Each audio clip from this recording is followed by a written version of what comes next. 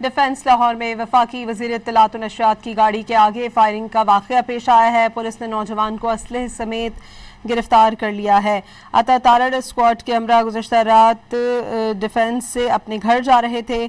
Police ने नौजवान को असलहे समेत गिरफ्तार कर लिया है। तर्जुमान DIG ऑपरेशंस का ये बताना है। लाहौर के इलाके डिफेंस में वफाकी वज़ीर इत्तलात व नशरियात की गाड़ी के आगे फायरिंग का वाक़या पेश आया है। अता तारड़ स्क्वाड के हमरा गुज़श्ता रात तकरीबन 3:30 बजे के करीब डिफेंस से अपने घर जा रहे थे। पुलिस ने नौजवान को असलहे समेत गिरफ्तार कर लिया है।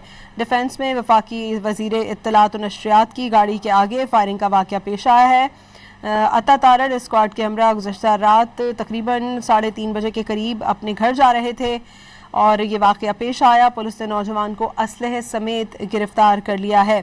डिफेंस मोड़ से कैवलरी ग्राउंड की जानिब वो घर जा रहे थे। इस दौरान सफ़ेद रंग की गाड़ी वफाकी वज़ीर की गाड़ी को ओवरटेक करके आगे आई है। पुलिस ज़राए का ये बताना है गाड़ी ने आगे आते ही 4 फायर किए हैं, जबकि वफाकी वज़ीर अता तारड़ की गाड़ी के आगे और कैवलरी ग्राउंड की जानिब वो गाड़ी फरार हो गई। वफाकी वज़ीर अता तारड़ के स्क्वाड इंचार्ज आबिद ने फौरी कंट्रोल को इत्तला दी। पुलिस अफसरान और नफरी की बड़ी तादाद मौके पर पहुंच गई।